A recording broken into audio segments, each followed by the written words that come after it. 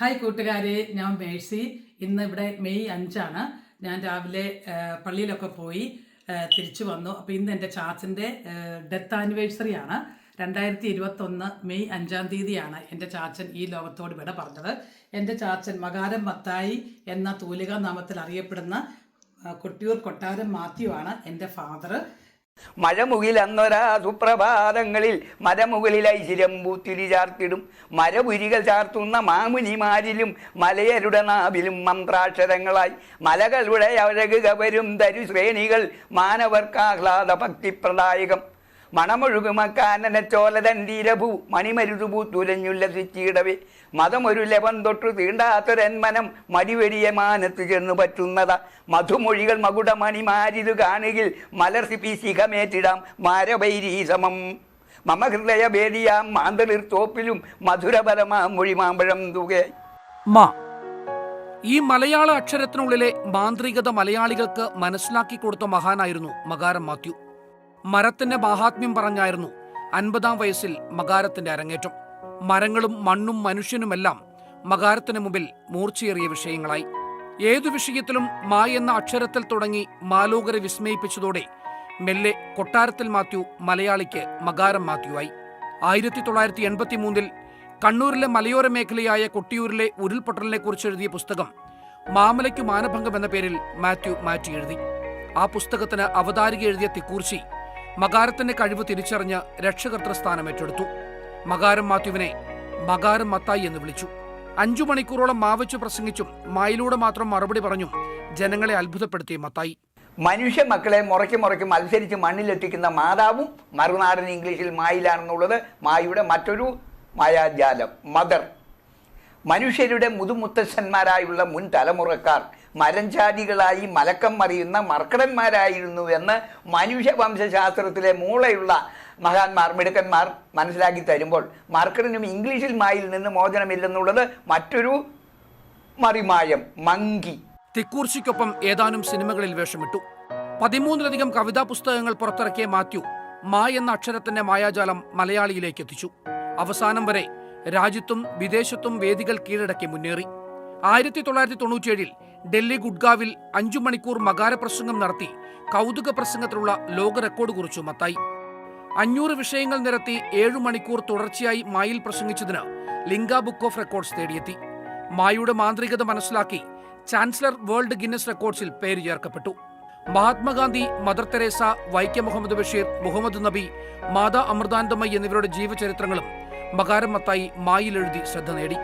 മാ എന്ന അക്ഷരം കൊണ്ട് മൈക്കിന് മുമ്പിൽ ചിരിയുടെ മാലപ്പടക്കം തീർത്ത മകാരം കോവിഡ് കാലത്തിന് തൊട്ടു മുമ്പ് വരെ വേദികളിൽ സജീവമായിരുന്നു. ഈ മഹാപ്രളയത്തെ മറികടക്കുവാൻ മനക്കരുത്തോടെ മുഴുവൻ മലയാളികളും മതജാതി ഭേദമന്യേ മതമാത്സര്യങ്ങളെല്ലാം മറന്ന് ഒരു മാതാവിൻ്റെ മക്കളെ പോലെ ഒരുമിക്കുന്ന ആ മനോഹരമായ ആ മംഗളകരമായ ആ മുഹൂർത്തം മുന്നിലെത്തട്ടെ, അത് മുറ പോലെ മുന്നേറട്ടെ എന്നുള്ള മംഗളാശംസകൾ മാത്രം മൊഴിയുന്നു. ഒടുവിൽ അർബുദത്തിന് കീഴടങ്ങി കൊട്ടിയൂർ ചുങ്കക്കുന്നിലെ വീട്ടിൽ വിശ്രമത്തിലായിരിക്കുമ്പോഴും മരണം വരെ മായുടെ മാന്ത്രികത മൈക്കിന് മുമ്പിൽ പറയാൻ കഴിഞ്ഞില്ലല്ലോ എന്ന വിഷമം മാത്രം. എങ്കിലും മായോടുള്ള പ്രണയത്തിൽ പേരിട്ട മക്കൾ മനോജും മോൺസിയും മരണസമയത്തും മുമ്പിലുണ്ടായിരുന്നതോടെ മകാരം മത്തായിക്ക് മനസ്സു നിറഞ്ഞു മടക്കം. എല്ലാവർക്കും തന്നെ അറിയാമല്ലോ എൻ്റെ ഫാദറിനെ പറ്റി. ചാച്ചന് ഗിന്നസ് ബുക്കിലും വേൾഡ് ഓഫ് ലിംക റെക്കോർഡ്സിലൊക്കെ പേര് കെട്ടിയിട്ടുള്ള ഒരാളാണ്. കാരണം 5-8 മണിക്കൂറോളം ചാച്ചന് ഈ മാ എന്ന അക്ഷരം കൊണ്ട് തന്നെ പ്രസംഗിക്കുകയും അതിൻ്റെ ഒത്തിരി കവിതകളൊക്കെ ചാച്ചന് എഴുതുക. സ്റ്റാർട്ടിങ് വിറ്റിട്ട് മാ ഉള്ള ലെറ്റർ വെച്ചിട്ടാണ് ചാച്ചൻ്റെ കവിതകളെല്ലാം എഴുതുക. മാമലയ്ക്ക് മാനഭംഗം, അതുപോലെ തന്നെ ഫാദർ വടക്കം മരിച്ചപ്പം ചാച്ചൻ കവിത എഴുതി. പിന്നെ മറ്റൊരു മഹാത്മജി എന്നുള്ള പേരിൽ രാജീവ് ഗാന്ധി മരിച്ചപ്പോൾ കവിത എഴുതിയായിരുന്നു. പിന്നെ പ്രേം നസീർ മരിച്ചപ്പോൾ കവിത എഴുതി. മദർ തെരേസ മരിച്ചപ്പോൾ എഴുതി. അങ്ങനെ പിന്നെ കൊട്ടിയൂരിൽ എൻ്റെ സ്വന്തം നാട് കൊട്ടിയൂരാണ്, ചുങ്കക്കുന്ന് എന്ന് പറയും. അപ്പം കൊട്ടിയൂരിൽ ഞാൻ ഒരു 7-ാം ക്ലാസ്സിലൊക്കെ പഠിക്കുന്ന സമയത്ത് അവിടെ ഉരുൾ പൊട്ടിയായിരുന്നു. അന്നേരം ചാച്ചൻ കൊട്ടിയൂരിലെ ഉരുൾപൊട്ടൽ എന്നും പറഞ്ഞൊരു കവിതയൊക്കെ എഴുതിയിട്ടുണ്ടായിരുന്നു. അപ്പോൾ അങ്ങനെ എൻ്റെ ഓർമ്മയിൽ ആ കവിതയുടെ കുറച്ച് കാര്യം ഇപ്പോഴും എനിക്ക് ഓർമ്മ വരുവാണ്. ചാച്ചൻ വഞ്ചിപ്പാട്ട് രീതിയിൽ ആ കവിത എഴുതിയിട്ട് ആ നാശനഷ്ടങ്ങൾ വന്നതെല്ലാം ലോകത്തെ അറിയിച്ചത് ചാച്ചൻ്റെ കവിത മൂലമാണ്. അന്നത്തെ കാലത്ത് നമുക്ക് റേഡിയോയും ന്യൂസ് പേപ്പറും ഉണ്ടെങ്കിലും ഇൻ്റർനെറ്റൊന്നും അത്ര കോമൺ അല്ലായിരുന്നു. ആർക്കും തന്നെ മൊബൈൽ സോഷ്യൽ മീഡിയയിലൊന്നും ആരും അങ്ങനെ ആക്റ്റീവ് ഒന്നും ആയിരുന്നില്ല. യൂട്യൂബോ അങ്ങനെയുള്ള കാര്യങ്ങളൊക്കെ അന്നത്തെ ഉണ്ടായിരുന്നോ തന്നെ എനിക്കറിയില്ല.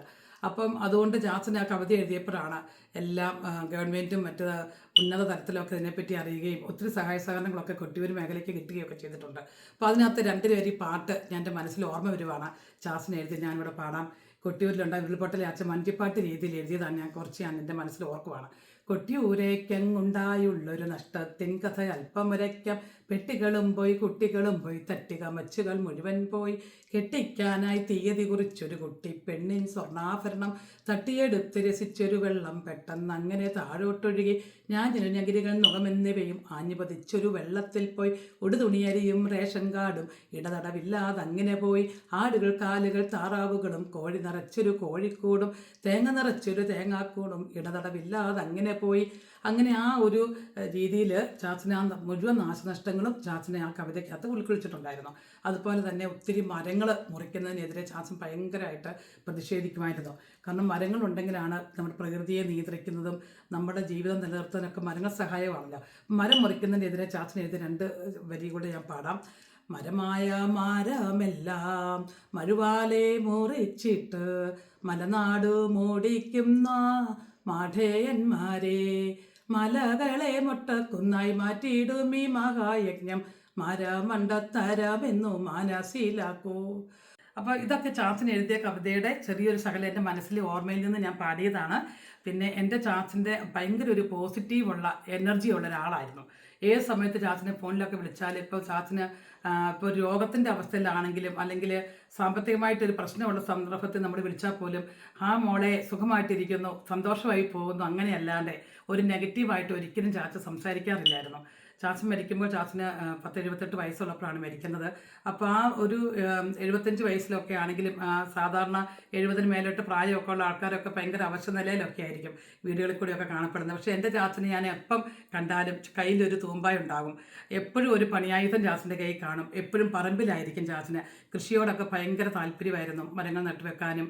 ഞങ്ങളുടെ വീട്ടിലാണെങ്കിൽ കൊട്ടിയൂരാണ് എൻ്റെ വീട്. ചുങ്കക്കുന്നെന്ന് പറയും, പള്ളിയുടെ തൊട്ട് താഴെ തന്നെയാണ് ഞങ്ങൾ താമസിക്കുന്നത്. അപ്പോൾ ആ വീട്ടിൽ തന്നെ ഒത്തിരി തേക്കും പ്ലാവും മാവും ഒക്കെ ചാച്ചൻ നട്ടുവെക്കുമായിരുന്നു. അതുപോലെ തന്നെ എപ്പോഴും കൃഷിയോട് ഭയങ്കര ഒരു ഇഷ്ടമായിരുന്നു. പിന്നെ അതിൽ നിന്ന് വിളവെടുക്കുമ്പോൾ നമുക്കറിയാമല്ലോ കൃഷിക്ക് സന്തോഷമുള്ള ആൾക്കാരുണ്ട്. അപ്പം വെറുതെ ഇരിക്കുന്ന ഒരു സ്വഭാവം ചാച്ചനുണ്ടായിരുന്നില്ല. അതുപോലെ ഒരു രോഗത്തിൻ്റെ അവസ്ഥ ഞാൻ ഒരിക്കലും ചാച്ചനെ കണ്ടിട്ടില്ല. അങ്ങനെയൊന്നും സാധാരണ ആൾക്കാർ ട്രീറ്റ്മെൻറ്റ് എടുക്കുന്ന പോലെ ഒരു പനി പോലും വന്നിട്ട് എൻ്റെ ഓർമ്മയിലില്ല.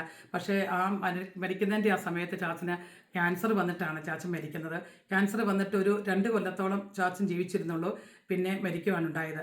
ചാച്ചനെ അവസാനമായിട്ട് കണ്ട ഓർമ്മ ഞാൻ നിങ്ങളുമായിട്ട് പങ്കുവെക്കാൻ ആഗ്രഹിക്കുകയാണ്.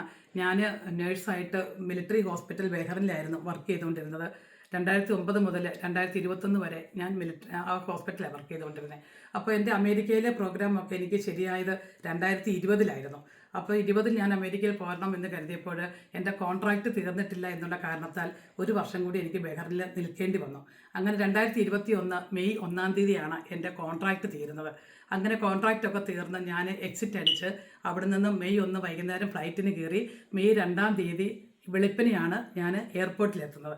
അപ്പോൾ അവിടെ വെച്ചാണ് ഞാനും എൻ്റെ ഹസ്ബൻഡ് ജെയ്മോനും കൂടെ കൂടി തീരുമാനമെടുക്കുകയാണ് ചെമ്പേരി എന്ന് പറയുന്നത് എൻ്റെ സ്വന്തം വീടാണ്. അവിടേക്ക് പോയിട്ടുണ്ടെങ്കിൽ 5 ദിവസം കഴിയാതെ ചാച്ചനെ കാണാൻ പറ്റില്ല. അപ്പോൾ ക്വാറൻറ്റൈനിലൊക്കെ ഇരിക്കണം. അന്ന് കൊറോണയൊക്കെ ഉള്ള സമയമായിരുന്നു.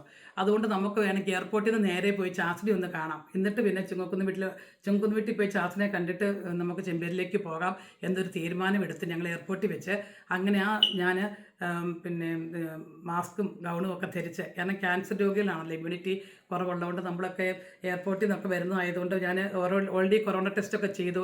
നെഗറ്റീവ് ഫലമൊക്കെ നെഗറ്റീവായിരുന്നു റിസൾട്ടൊക്കെ. അതൊക്കെ വെച്ചിട്ട് ഞാൻ പ്രൊട്ടക്റ്റീവായിട്ടുള്ള പേഴ്സണൽ പ്രൊട്ടക്റ്റീവായിട്ടുള്ള തിങ്സൊക്കെ ഇട്ട് ഞാൻ ചാച്ചനെ കാണാൻ ചെല്ലുമ്പോൾ ഒരു 2:30 ആയപ്പോഴാണ് ഞാൻ ചുമക്കുന്ന് വീട്ടിലെത്തുന്നത്. അപ്പം എൻ്റെ ആങ്ങള മനോജും വൈഫ് സോൾജിയും എൻ്റെ അമ്മയും വീട്ടിലുണ്ട്. ചാച്ചൻ അന്നേരം ഉറങ്ങുമായിരുന്നു. അപ്പം ഞാൻ മോൺസി വന്നിട്ടുണ്ടെന്നും പറഞ്ഞുകൊണ്ട് ചാച്ചനെ വിളിച്ച് എഴുന്നേൽപ്പിച്ചു.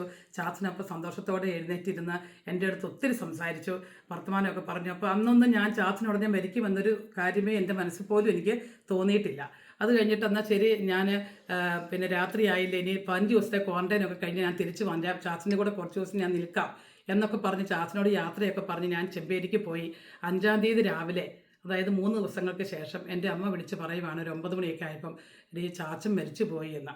സത്യം പറഞ്ഞ വാർത്ത കേട്ടപ്പോൾ എനിക്ക് ഭയങ്കര ഒരു ഷോക്കാണ് തോന്നിയത്. കാരണം അന്ന് ആ ഒരു സമയത്ത് മരിക്കുമെന്ന് എനിക്കൊരു ചിന്ത പോലും തോന്നിയിട്ടുണ്ടായിരുന്നില്ല.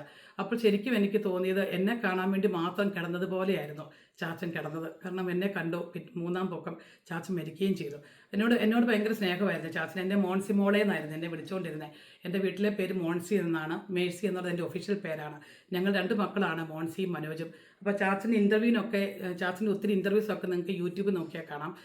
മനോരമ ന്യൂസിലും അതുപോലെ ഏഷ്യാനെറ്റിലൊക്കെ ചാച്ചൻ ഇൻ്റർവ്യൂസ് വന്നിട്ടുണ്ട്. അപ്പോൾ അതിനകത്തൊക്കെ ചാച്ചൻ പരിചയപ്പെടുത്തുന്നത് ഇരട്ട മായുള്ള ഭാര്യ ഏലിയാമ്മ, മക്കൾ മേഴ്സി, മനോജ്.